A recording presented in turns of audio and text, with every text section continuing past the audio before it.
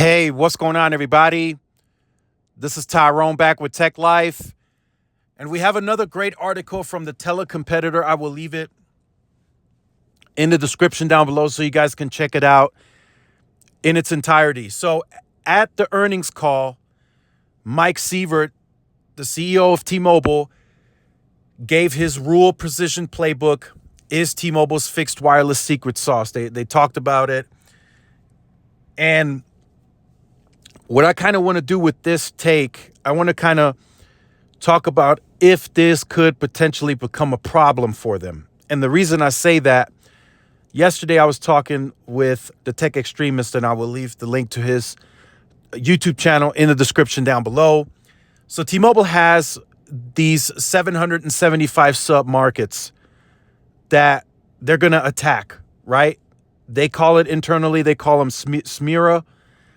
And it's I think it stands for Small Market Rural America. That's like the acronym here. And they want to attack these markets with a winning competitive strategy. So right now, they are estimating by running an analysis, they can compete and win in about 30% of those pops with network, retail, and pricing. That is what the company strategically believes, that they have done enough testing, and there were test offers thrown out for a few months now, since about June or so of last year. That's getting ready to end. And they were testing. They were seeing, okay, what's my foot traffic like? What is my return on investment? They were looking at all those numbers over the last several months.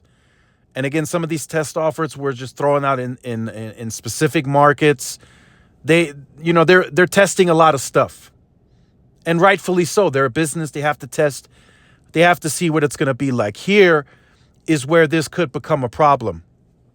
If they go in with their normal pricing as it stands today, the pricing may be too close to the competition.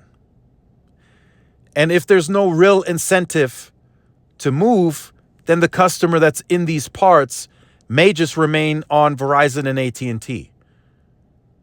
Some of these guys are not going to give up their coverage for $10 in these parts, because it's very important. And the reason I say that is because T-Mobile has to build an extensive network to really gain the trust of these customers in the rural parts. And what I mean by that is a lot of these sub-markets that T-Mobile is getting into now, they've never competed there. In some of them, they've never even had coverage. So either they're going in with negative perception, meaning a customer has used them before and had a bad experience on their network, or they're going in with no brand recognition and no perception at all. That is a tough hurdle to overcome. So how do you do that? Well, you have to go in with better deals and cheaper pricing. Now, the problem is their margins and their profits are already very thin.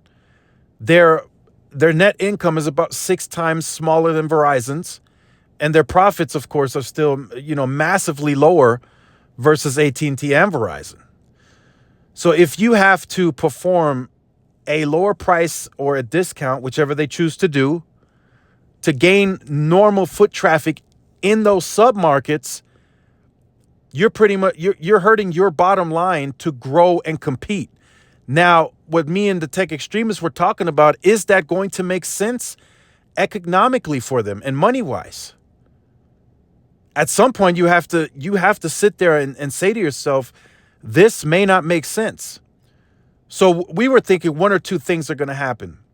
They're going to have very anemic growth in these parts, one. And second, if they have to go in with a significantly lower cost to compete or to just gain somewhat normal foot traffic, then the network is likely going to suffer. It's not going to be as extensive of a network. So in other words, are they going to spend and build out to match and have that second to none network that they speak of versus the competition,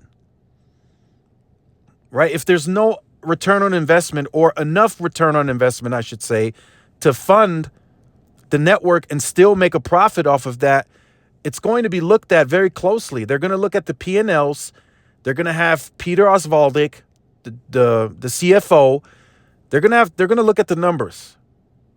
And if it doesn't pan out, you're going to have a lot of that, what we're seeing, we're going to put out one tower and we're going to shoot it out 40, 50 miles of coverage.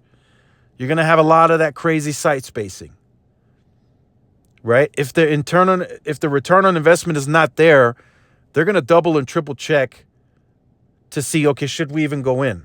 If they can't gain normal foot traffic with regular pricing and they have to cut the price to go and compete into these markets, I think it's going to create somewhat of a problem, and it might not allow them to compete as furiously as they want to. Again, that's just a take. I got some documents yesterday. They ran some test offers in certain regions, and the discount was quite was a lot lower than what we're paying here at the city level or even suburban levels. So from what I was told, it did work. A lot of people were starting to come into the stores, but it took them to drop the pricing that much lower to gain foot traffic. So I just kind of want to put that out there, make you guys aware. Let me know what you think about these sub-markets. Let me know if you think T-Mobile can start competing at bigger scale. One would think you have to build the premium network to compete. But then again, like I said, if you go in with a premium network and the same pricing, what's the incentive to switch? Right. What's the if the car that I drive is the same price as the car that's being offered to me, I'm going to keep my vehicle, for example, So again, let me know what you think about this in the comment section down below. Make sure you guys like, share, subscribe. Follow my social media outlets for more updates and interactions. This is Tyrone with Tech Life, and I will see you guys in the next one. Peace.